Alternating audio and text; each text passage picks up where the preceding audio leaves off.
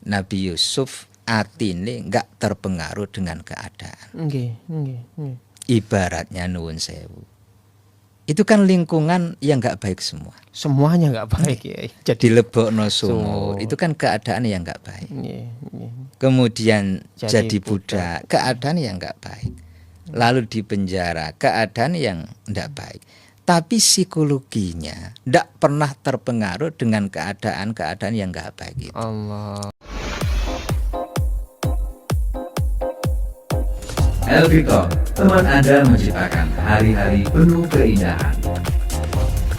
Keren dan terbaik. Alhamdulillah, alhamdulillah, dulur Elvictor, semoga di pagi hari ini kita semua senantiasa dalam keadaan sehat walafiat dalam lindungan Allah Subhanahu wa taala.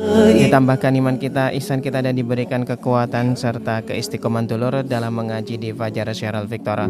Dulur Elvictor, pada kesempatan yang penuh barokah ini dulur, kita akan berada dalam kajian ngaji panguripan yang biasa diampu oleh guru kita Bapak Romo Kiai Haji Muhammad Imam Hambali, pengasuh Pondok Pesantren Mahasiswa Al-Jihad Surabaya. Namun pada kesempatan hari ini beliau uzur dan akan digantikan selama beliau masih berada di Arab Saudi ya dulur ya, karena melaksanakan ibadah haji oleh guru kita yang tak lain adalah Bapak Kiai Haji Muhammad Ikhwan MSI MPDI.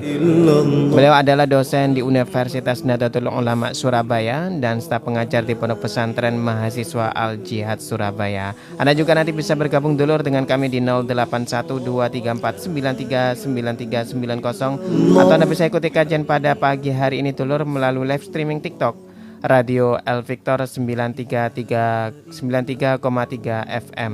Baik dulur Elvictor, beliau juga telah hadir di studio. Mari kita sapa beliaunya bersama-sama. Assalamualaikum warahmatullahi wabarakatuh, Yai. Waalaikumsalam warahmatullahi wabarakatuh. Alhamdulillah, sehat walafiat hari ini, Yai. Alhamdulillah, sehat masih sehat. Alhamdulillah, keluarga semuanya sehat walafiat juga. Iya, alhamdulillah semua keluarga sehat. Alhamdulillah. Santri-santri insyaallah sehat. Tambah sehat nih. Tambah sehat.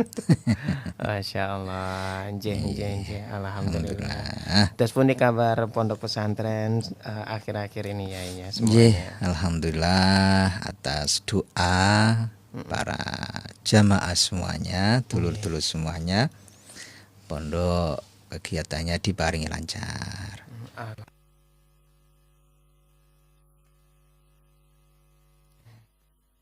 Ya Allah sebentar lagi akan menerima santri baru Mas Isan. Oh, di Pondok Pesantren Al-Jihad. Di Pondok Pesantren Al-Jihad Surabaya. Mungkin ada yang berkenan mau mesantren di Al-Jihad, disilahkan. Khusus mahasiswa napa des pundi ini? Memang khusus mahasiswa. Yang sebelum mahasiswa ndak boleh, sing pun prai tadi mahasiswa nggak boleh. Tuwek-tuwek malah gak oleh. Dadi jamaah nek wis sepuh. Jadi khusus mahasiswa. Kalau yang mau napa namine tingkat SMP SMA nggih di Gondang ada Al-Jihadul Hakim. Jadi di sana juga menerima siswi baru. Siswi ya, khusus putri. Khusus putri. Jadi sementara memang khusus putri. Nah, untuk yang S2 atau pasca kuliah, nah itu bisa di Al-Jihadul Azhar di Tenggilis. Oh, di Tenggilis ini. Itu yang khusus putri juga. S2. Nggih, memang ngramut arek wedok itu luwih enak timbanging ngramut arek lanang. Atau angel ya. Gitu. Tapi bukan karena enak mbotene. Karena perempuan itu orang yang mulia dalam pandangan Islam. Masyaallah. Yang apik mbotene negara ya tergantung wong wedok. Nggih. Angkane iki luar biasa. Makanya diopeni temenan kali Al-Jihad. Dan persentase santri putra dan putri di Al-Jihad itu lebih banyak yang putri. Banyak putrinya. Bisa 5 kali lipatnya.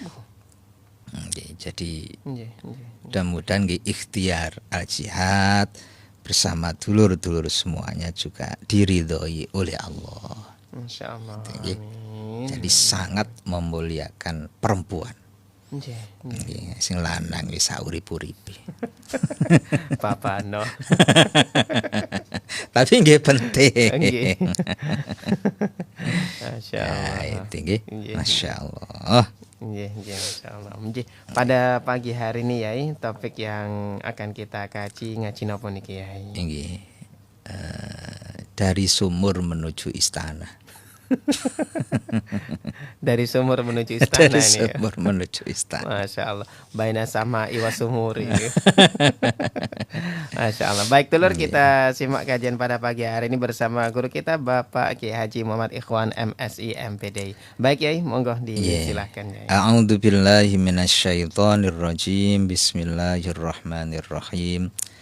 Alhamdulillahi rabbil alamin. Allahumma sholli wa sallim wa barik ala sayyidina Muhammadin wa ala alihi wa sahbihi ajma'in. Amma ba'du. Mahasisak yang saya muliakan, dulur-dulur semuanya dimanapun panjenengan berada, mudah-mudahan Allah senantiasa menaungi kita dengan rahmatnya, dengan ridhonya, dengan barokahnya, sehingga urip nang alam dunya niki selalu diparingi selamat dan kemuliaan. Amin ya Rabb. Selamat dan kemuliaan. Pagi hari ini kita akan tadabbur tentang kisah yang mungkin sudah sangat familiar, yakni kisahnya Nabi Yusuf alaihissalam. Kisahnya Nabi Yusuf alaihissalam. Nabi Yusuf itu putranya Nabi Yakub alaihissalam. Nabi Yakub itu putranya Nabi Ishak. Nabi Ishak itu putranya Nabi Ibrahim alaihissalam. Jadi 4 tingkat: Nabi Yusuf, Nabi Yakub, Nabi Ishak, Nabi Ibrahim. Semuanya orang-orang soleh dan mulia. Makanya Rasulullah itu kalau menyebut Nabi Yusuf Al-Karim, Ibn Al-Karim, Ibn Al-Karim, Ibn Al-Karim. Orang yang mulia, anaknya orang yang mulia, anaknya orang yang mulia, anaknya orang yang mulia. Jadi sampai 4 generasi. Masya Allah. Cuma lakon keramat seperti itu. Itu nggih tidak baik-baik saja. Tidak baik-baik saja. Lakon ini Jadi lakon wong susah sampai mendapatkan kemuliaan itu nggih ndak baik-baik saja. Nabi Yusuf alaihissalam, masya Allah, itu ujiannya berat. Makanya kita diajarkan oleh Allah di dalam Al-Quran surat Yusuf itu satu kisah yang harusnya bisa membuka mata kita semuanya, bahwa ternyata urip iki kuat-kuatan sabar. Kuat-kuatan sabar. Kalau ingin dapat kemuliaan lho. Tapi nek urip ya wis pokok urip ngono ya. Nggih monggo. Kan enten wong yang enggak punya idealisme itu. Wis urip pokok urip. Urip pokok mangan. Nggih. Wis ngono wae. Nggih, enggak ingin urip punya derajat kemuliaan di sisi Allah itu enggak kepingin. Allah.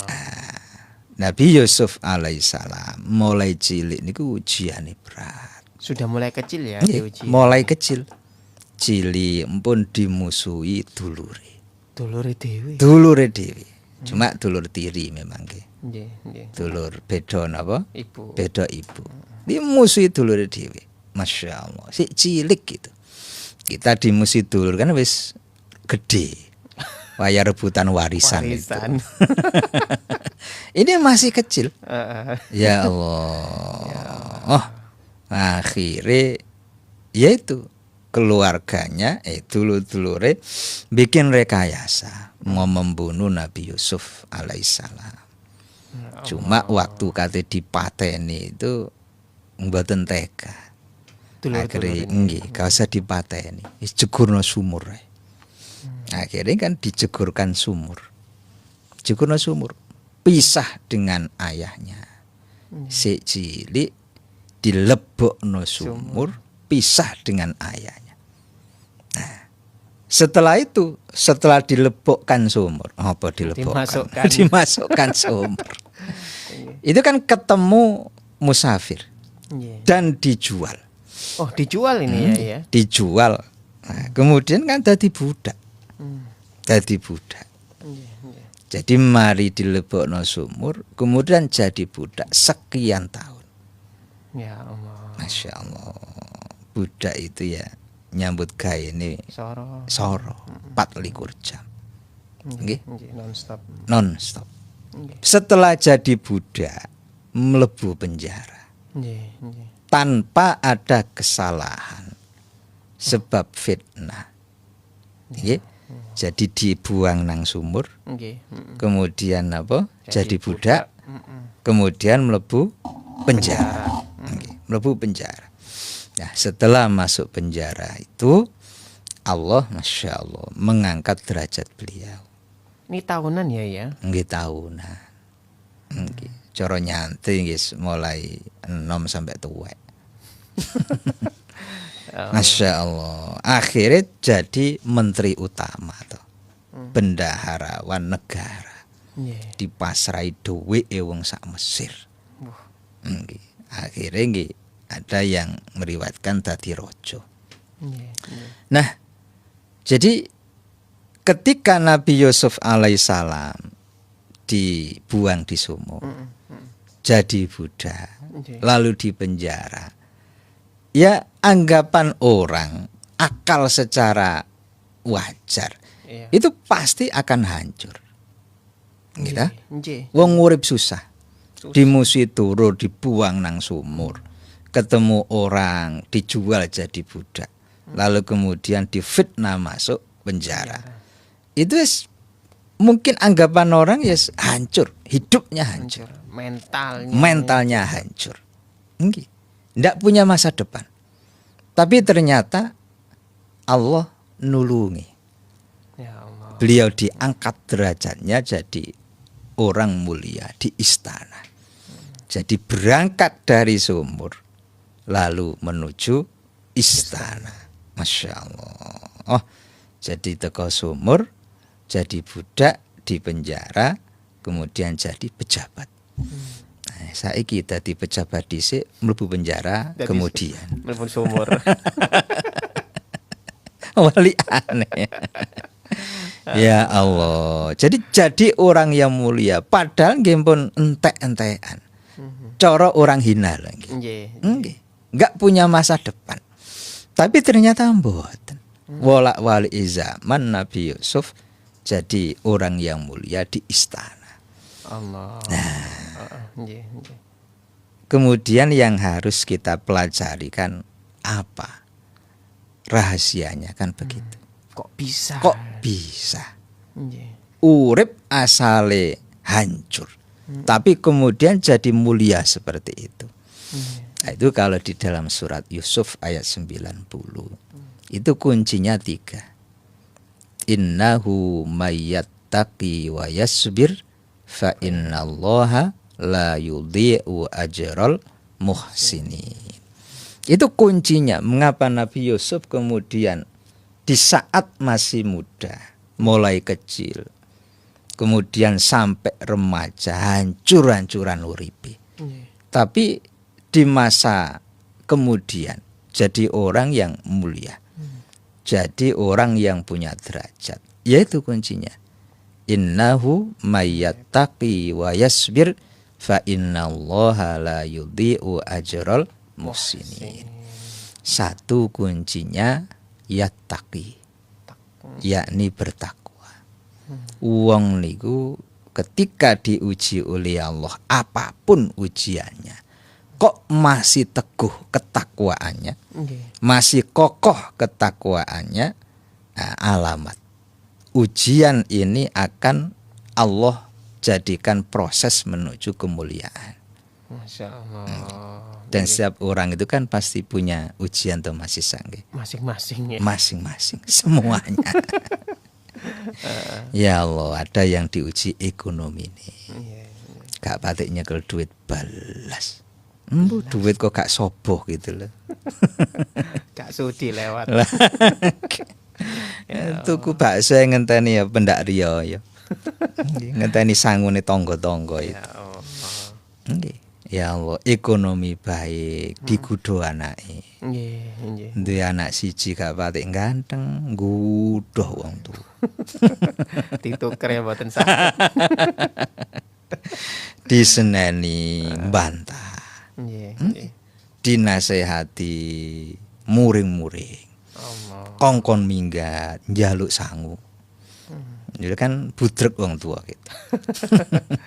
Nggih. Anak apik ganti bojone sing kudu. Nggih. Muter terus ya. Muter.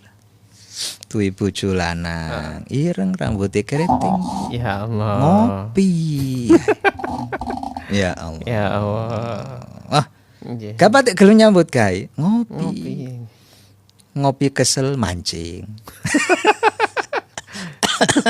Sampai ya ireng. Allah, sampai ireng. Padahal gak patik oleh mancing itu. Nah, nggih. Ya Allah. Iku jane wong wedok. Wong lanang ki ngoten ana sing diuji bojo wedoke. Nggih. Bojo gak patik ayu cowet ya Allah. Ya Allah. Bojo apik ganti moro tuwa sing nggodho. Enggak ono enteke. Moro tuwa apik mantune sing nggodho. Ya Allah. Semua keluarga baik ganti tanggane sing ngrusui.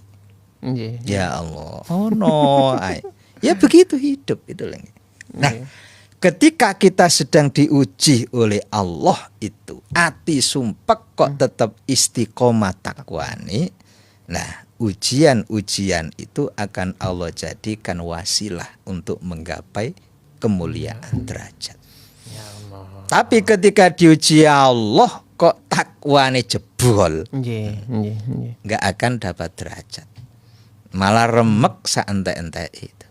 Oh, nggih. Diuji oleh Allah ekonomi, diuji oleh Allah keluarga, tapi malah gak gelem sholat. Nggih. Itu ya Tambah nanti remek ya. tambah remek, tambah jeleput itu. Nah itu mengapa? Karena derajat kemuliaan itu banyak yang berangkat dari ujian. Tapi ketika diuji kok mboten takwa atau takwane justru mengkurep, Nggih. nah itu nggak akan jadi kesuksesan, nggak akan jadi kemuliaan. Nah itu nggih diuji Allah, maksiate tambah gede, Ya Allah. mendem. Nggih. Itu nggak akan dapat derajat di ujung ujiannya. Nggih. Nabi Yusuf alaihi salam diuji kaya ngoten niku nggih, ibadahe tetep bahkan terus bertambah. Bahkan apa terus bertambah.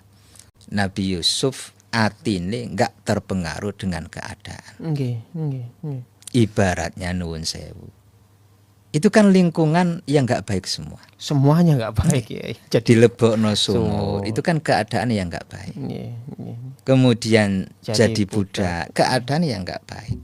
Lalu di penjara, keadaan yang enggak baik. Tapi psikologinya ndak pernah terpengaruh dengan keadaan-keadaan yang enggak baik itu. Allah. Aku duwe pangeran. Ya wis urip kaya apa ujiane tak lakonane.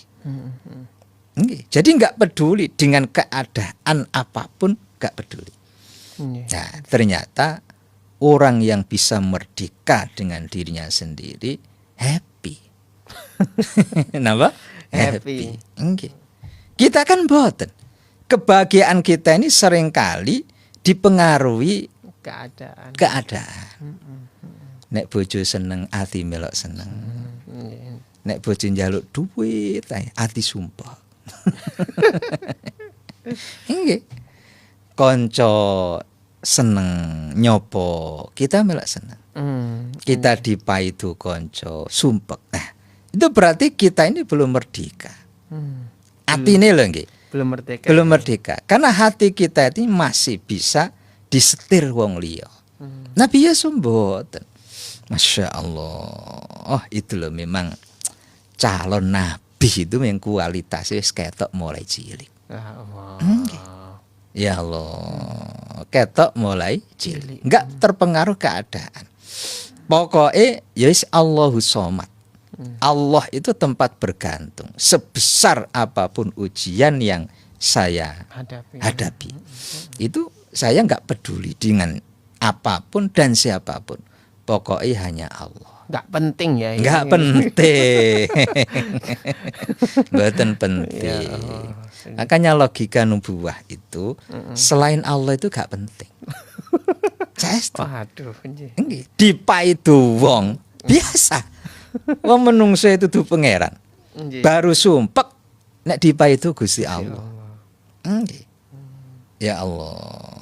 Ya pengen begitu. Diuper-uper wong kate dipateni biasa. Menungso gak penting. Mati urip gak penting. Nggih. Sing penting ya oleh ridhani Gusti Allah. Makanya kenceng lurus. Masya Allah. Doyati yang kokoh seperti itu kan gak mudah. Makanya orang-orang yang kokoh spiritualnya urip niku ayem. Walaupun akeh sing maidu, banyak yang membenci. Tapi nggih biasa mawon, happy. Nah, itu orang yang sudah mapan spiritualnya. Betul-betul kokoh ketakwaannya. Ya Allah. Nah, itu lagi.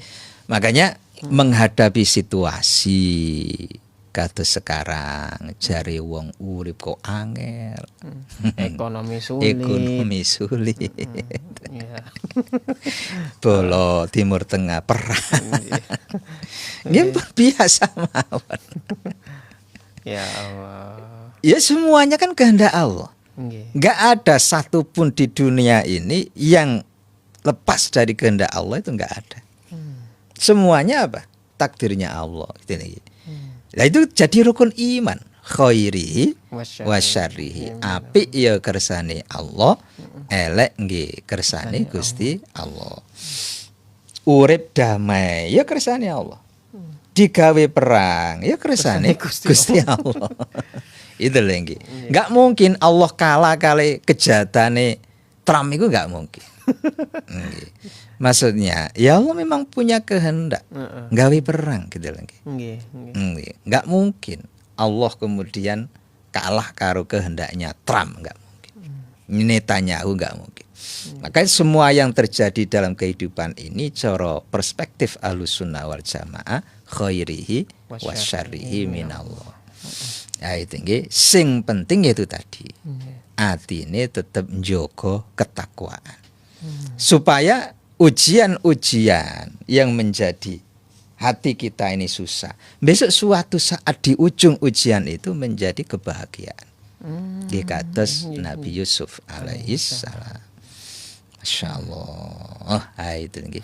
Jadi makanya urip biasa mawon. Gak penting lah ini, gak penting. Selain Allah itu gak penting. Itu nggih. Selain Allah gak penting. Maksudnya itu cara spiritual, cara muamalah nggih tetep penting. Tetep ikhtiar ya. Engko dagang orang tuku, gak usah tuku. Gak penting awakmu. Ya bangkrut temenan. Ya, nggih. Masih kiai iki ya secara muamalah ya nganggap orang penting. Ana undang ngaji, badhe ngundang ngaji ya. Mulih. Gak penting awakmu. Ya buyar pondok. Masya Allah. Jadi secara spiritual ya selain Allah itu nggak penting. Tapi secara muamalah ya tetap kita butuh gitu loh. Jangan salah paham. Enggak salah paham. Sedih ini. Nah itu satu. Kunci kesuksesan Nabi Yusuf itu. Yang kedua, wayasbir. Nabi Yusuf itu selalu sabar. Selalu apa? Sabar. Makanya beliau dawuh fasabrun jamil. Sabar itu indah. Sabar itu indah. Nah, kita bisa mensugesti diri kita sendiri dengan firman-firman Allah begitu. Misalnya ati kula jenengan kudu muring-muring. Ya dicekel dhewe fasabrun jamil. Fasabrun jamil. Sabar itu indah. Sabar itu indah. Ya memang kudu dinasihati dhewe. Ngenteni diceramai kiai kesuwen. Yen pun dinasihati dhewe. Nggih. Ono sing gak patik tepak, gak cocok karo ati, nggih pun. Fasabrun jamil. Sabar itu indah. Sabar itu indah. Dan memang akhirnya kan kesabaran itu membuahkan kemuliaan. Kok misalnya Nabi Yusuf mboten sabar, ndak dapat derajat. Misalnya lagi, mboten dapat derajat. Ya Allah. Misalnya waktu difitnah kali Ibu Zulaikha, kok gak sabar, terus nguaplok Bu Zulaikha, kan akhirnya masuk kasus penganiayaan. Diproses kali Polres Mesir. Mlebu penjara. Cuma kan salah ngaplok, tapi beliau sabar. Masya Allah. Oh, enten wong sabar koyo dimusuhi duluri sabar. Kemudian jadi dadekno budak nggih sabar. Neriman ya. Neriman. Nggih. Kemudian difitnah penjara nggih sabar. Akhirnya kesabaran itu membuahkan kemuliaan. Dan orang sabar itu dialah orang yang menang. Orang yang menang. Mengapa? Sebab sing ngancani itu Gusti Allah. Sing ngancani Gusti Allah. Selama kita sabar yang ngancani Gusti Allah. Kita ini dalile wis hafal. Innallaha masabirin. Cuma ngelakoni ini. Masya Allah, sabar itu dikancani Gusti Allah. Dan itu nuwun sewu, terbukti secara empirik ketika Kanjeng Nabi Muhammad sallallahu alaihi wasallam ngajak para sahabat perang Badar. Perang Badar itu ya tekone tiba-tiba. Dapat wahyu dari Allah kan budal perang, Kanjeng Nabi langsung ngumumno. Pengumuman kita akan berangkat perang ke Badar. Ngoten niku sahabat bingung. Bondo napa Kanjeng Nabi? Wong kita ini belum punya senjata. Belum enggak tahu kalau ada perang. Persiapan belum. Enggak ada persiapan. Kanjeng Nabi dawuh sak onoke gawon. Akhir sahabat ya nggawa sak onoke. Nggih. Mboten sempat ngasah pedang aneh-aneh itu. Wis nggawa sak onoke. Ono kayu digawa kayu.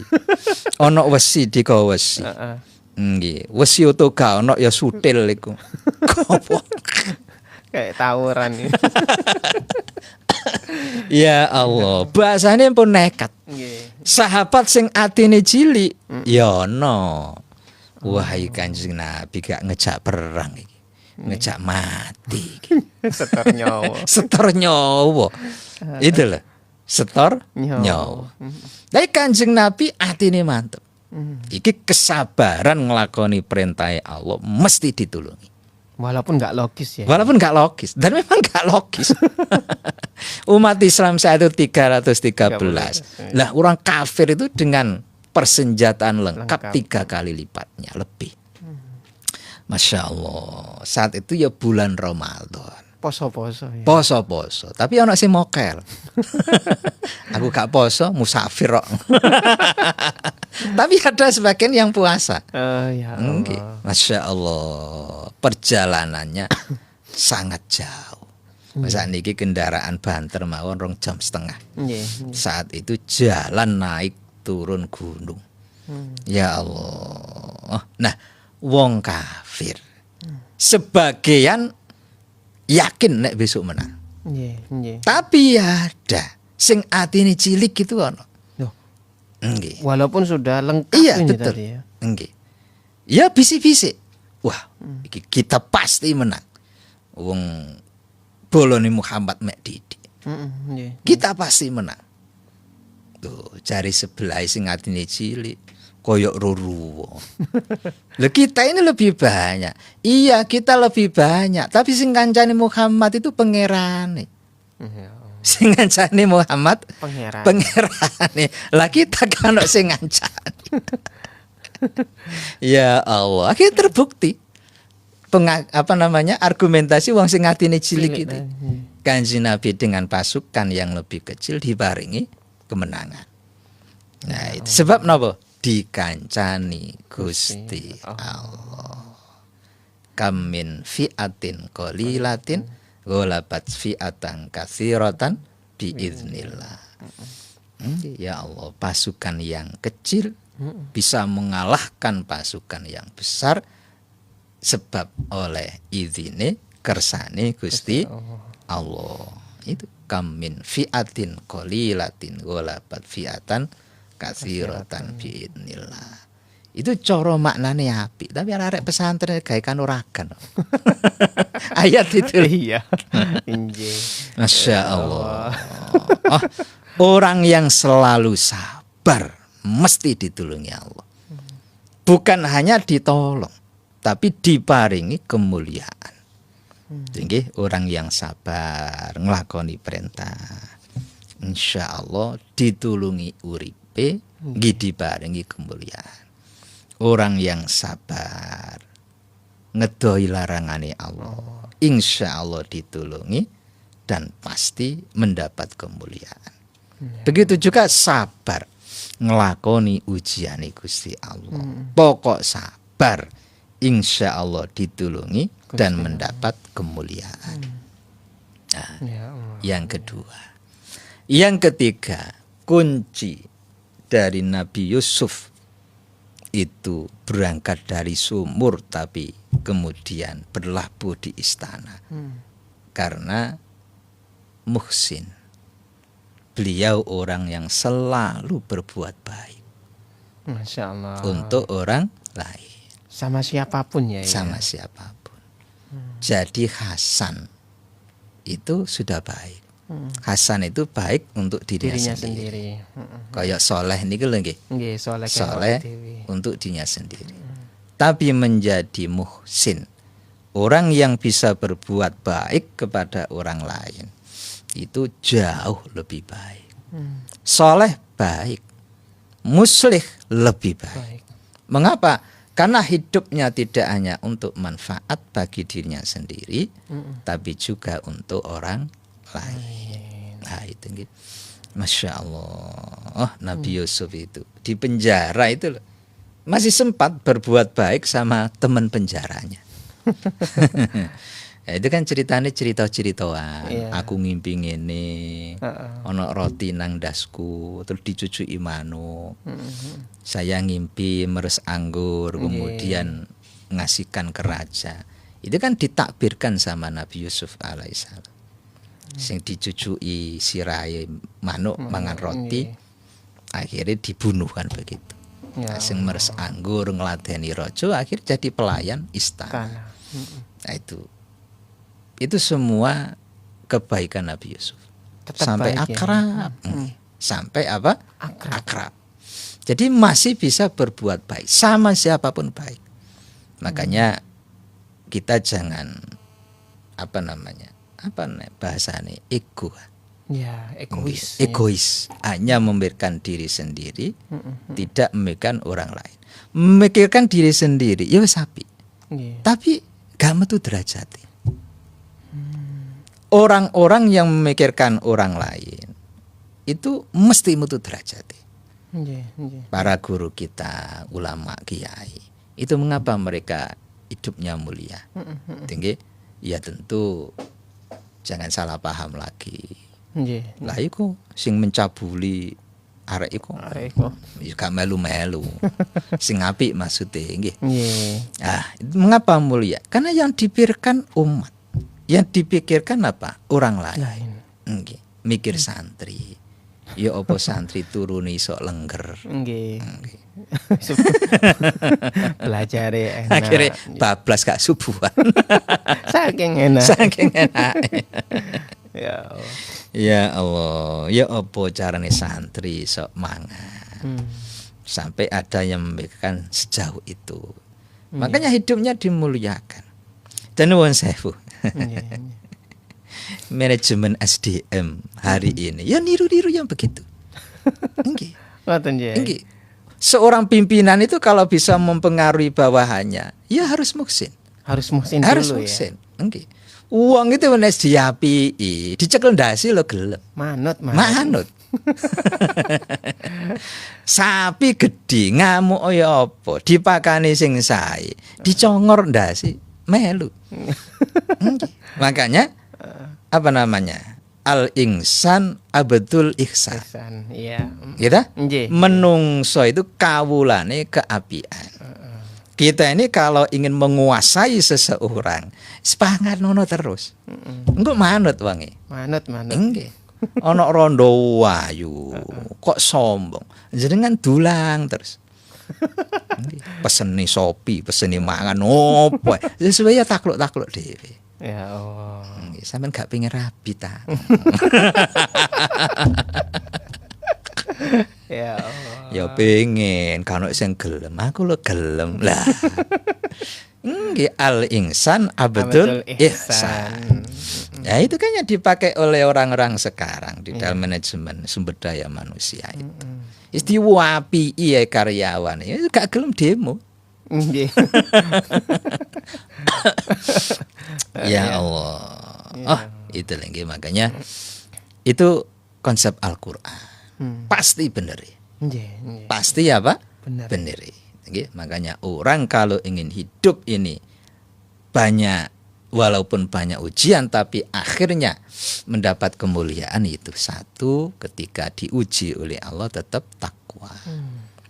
Perintah Allah itu tetap dilakoni, maksiat nggih didoi. Yang kedua tetap sabar. Sabar ngelakoni perintahnya Allah, sabar ngedoi larangan, sabar menghadapi ujian yang sedang diberikan Allah. Dan yang ketiga, jangan lupa tetap kita ini berbuat baik kepada orang lain. Duwe harta, ya dengan harta. Punya pikiran, dengan pikiran. Punya tenaga, dengan tenaga. Atau dengan apapun yang memang kita mampu. Insya Allah. Insya Allah dengan itu ujian-ujian yang mungkin dipandang orang menghancurkan kita, tapi di ujung sana nanti akan berbuah kemuliaan. Ya Allah. Seperti apa kisahnya Nabi Yusuf dari sumur menuju istana. Masya Allah. Ya ini sudah masuk beberapa pertanyaan Yai. Ada dari telepon. Boleh kita angkat dari telepon dulu ya Yai? Monggo. Ya silakan Dulur yang ingin masukin ya. Monggo. Assalamualaikum warahmatullahi wabarakatuh. Waalaikumsalam warahmatullahi wabarakatuh. Monggo silakan Bu Yuli. Ngapunten Yai, melenceng banget nih dengan topik hari ini, tapi insya Allah alhamdulillah kalau mirengaken sangat topik hari ini. Ada titipan pertanyaan Yai, ngeten Yai. Teman saya namanya Bu Endang, ini kan tahun ini berniat kurban, tapi dihadiahkan untuk almarhum kakaknya. Perempuan kakaknya itu. Terus kan ada larangan, ada apa ya? Bukan apa Mas itu tata cara itu kalau yang ikut kurban itu nanti tidak boleh potong kuku, potong rambut itu. Lah yang tidak diperbolehkan ini siapa? Teman saya Bu Endang ini atau siapa gitu loh Ustadz? Gitu loh. Wong wis mati. Ngapunten Ustadz ya, saya nggak bisa, bukan bidang saya, terus ya wes tak tanya nonang kiaiku di El Victor gitu.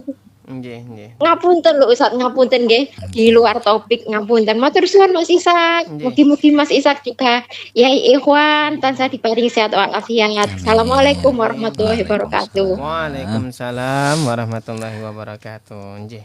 Monggo Yai. Nggih, memang ada larangan untuk potong kuku bagi orang yang berkorban. Ya. Cuma larangan itu bukan larangan yang diharamkan. Tinggi? Enggak sampai diharamkan. Enggak sampai dilarangkan. Sunnah itu enggak potong kuku gitu lagi. Jadi karena itu hadis tidak berarti larangan secara mutlak. Nek potong kuku terus haram dosa mboten. Tapi apa? Sunnah kalau ya. tidak potong kuku. Nah, nek wonge kalau sudah meninggal dunia, ya wis pas, enggak mungkin iso potong kuku. Sing mati lah. Nggih. Nah, kalau itu memang diniatkan untuk kurbannya si mayit, ya untuk si mayit. Tapi kalau untuk si ibu, maka kesunahnya si ibu, istrinya itu yang enggak potong kuku. Apa boleh berkorban untuk si mayit? Nah, itu kan khilaf. Ada yang membolehkan, ada yang tidak membolehkan. Jadi kebanyakan ulama Syafi'iyah itu membolehkan karena itu termasuk sedekah itu nggih. Jadi boleh. Nah, maka mboten napa-napa berkorban untuk keluarga yang sudah meninggal dunia. Nah, jadi memotong kuku itu sunnahnya tidak memotong. Bukan berarti haram nek motong kuku dosa mboten. Ya ini harus jelas ya. Biasanya di jamaah kita kan masyarakat ini nggak boleh. Haram berarti kalau nggak boleh. Itu, ada yang mengatakan begitu. Makanya butuh ngaji. Butuh ngaji. Jadi keharaman dalam konteks itu bukan kemudian nek nglakoni dosa mboten. Tapi kesunahan bagi orang yang berkorban tidak memotong kuku. Nah, misalnya motong kuku nggih mboten napa-napa, tapi tidak mendapatkan kesunahannya. Nah, itu nggih, tidak dapat kesunahan. Nggih, insyaallah nggih. Baik. Selanjutnya Yai, ini ada dari pertanyaan dari WA dulu ya, dari Bu Atun ini. Assalamualaikum Ustaz, Mas Ishak, apakah boleh dengan sedekah ibadah sangat apakah boleh dengan sedekah ibadah sangat mengharap kebaikan dari Allah Subhanahu wa taala? Matur nuwun. Nggih. Nggih, memang orang pasti punya pandangan yang berbeda. Cara wong Joko ikhlas nemen. Itu gak ngarep apa-apa. Sedekah ya wis sedekah. Mengapa? Karena ia tidak terlalu peduli untuk mengkonversi kebaikan itu jadi duit. Itu lagi. Nah, kebanyakan kita ini masih suka mengkonversi kebaikan kita dengan uang. Gitu. Aku sedekah 10.000. Engko oleh apa? Balik piro? Nah, itu nggih. Nggih. Itu seringkali begitu. Makanya orang wong sing atine ikhlas, sing enggak terlalu peduli, kan tidak perlu. Enggak perlu gitu lagi. Wis nglakoni apik ya wis apik. Wis gak dipikirkan lagi. Wis gak dipikir, ya. Aku oleh apa. Tadi itu bukan uang kita. Uang yang dikasih dititipi sama Allah. Betul nggih? Misale kok sedekah, ya gak rugi. Wong itu milik kita. Orang kan kadang pertimbangannya begitu. Gawe logika dhewe. Tapi ya sesat dhewe. Aku nek sedekah duitku entek. Oh iku lho dudu duitmu. Duite Gusti Allah. Nah, itu lagi. Makanya selalu ada pandangan yang berbeda. Oke lah, mungkin bagi kita yang awam sedekah kemudian mengharap lebih nggih mboten napa-napa. Umpamane iso ya ngono iku. Daripada gak sedekah nggih. Tapi bagi orang-orang yang sudah kualitas spiritualnya lebih baik, mungkin ya enggak terlalu berharap apa-apa. Sebab nuwun sewu. Nek nglakoni apik ngarep-ngarep balesane nemen. Iku kalau enggak dapat balesan, ceklek. Kecewa ya. Kecewa. Putus asa. Itu loh, eleke di sana. Dan nggih apa? Eleke di sana. Akhirnya dipikir, wah aku sedekah tibake kok pancet didik duitku wis prei ae. Enggak balik. Tak tukokno tahu campur dhewe ae. Ya Allah. Nah, akhirnya kecewa. Makanya kita jangan selalu mengkonversi kebaikan kita dengan materi. Ya Allah. Nggih. Akhirnya ya gak nikmat. Karena setelah memberi kita ngarep-ngarep balesan. Dan nggih gurung ono balesan ngomonteni terus. Allah. Nggih. Ngoten nggih. Sumpek karepe dhewe. Sumpek karepe. Itu kan nambahi pikiran itu. Ya wis sedekah ngoten mawon. Nggih. Gitu. Masya Allah. Boleh satu lagi ya dari WA ini ya, dari Pak Ilham ini ya. Badai Tanglet ya, apakah betul kalau pengajian si mayit 13740 itu merupakan pemerasan? Saya mendengar di YouTube itu katanya adalah pemerasan, orang kesusahan tapi kok dipaksa untuk sedekah. Mohon penjelasannya. Ya itu lagi perspektif orang itu selalu nggak sama dari sudut pandang mana kita melihat. Bagi orang yang dalam punya tradisi kirim doa, tahlilan, itu mereka nggak terbebani ya. Karena mereka memang ingin apa? Sedekah untuk si mayit. Untuk si mayit. Dia tinggali warisan. Di sekolah no, di rabek no macam-macam. Ia hanya ingin matur suwun nang wong tuane dengan sedekah itu. Itu nggih. Dari apa? Sudut pandang orang yang kena musibah itu. Tapi bagi orang yang melihat kadang-kadang beda. Nggih, iku lho wis sumpek, susah. Iya. Dikongkon ngetokno sedekah. Nah, itu kan dolim. Lah itu lagi. Makanya duwe hati yang selalu positif itu penting. Ya sama dengan kita ziarah kubur. Bagi kita kan mendoakan si mayit. Iya. Tapi bagi orang luar mungkin iku nang kuburan. Lah pun njaluk nang kuburan. Sesat iku. Ya, makanya perspektif kita enggak sama. Kalau juga seperti itu, just biasa mawon. Jenenge urip itu kadang-kadang wong pikirane beda. Enggak usah kemudian dipikir, sumpah, kuru, loro mati. Mati dewe ya. Wis biasa mawon. Kula jenengan urip iki duwe pikiran beda. Kadang-kadang beda wis biasa mawon. Nah, itu nggih. Nah, itu dalam ranah khilafiyah di dalam fikih atau di dalam ranah teologi wis biasa mawon. Nggih. Yang penting kita punya guru dan memang ada landasan hukum yang memang itu sudah menjadi pendapat yang banyak disepakati. Insyaallah. Nah, itu nggih. Nggih. Baik, Yai ngapunten karena waktunya terbatas. Ini juga mohon maaf dulur, ini juga terbatasnya nggak bisa dibacakan dan diterima satu persatu. Monggo Yai. Nggih. Alhamdulillah, mudah-mudahan kita semua diparingi ilmu yang manfaat. Amin. Hidup yang selalu sabar. Amin. Karena sabar itu indah dan semoga keindahan sabar kita besok diparingi ridho. Amin. Dan betul-betul menjadi kemuliaan bagi kita semua. Al-Fatihah.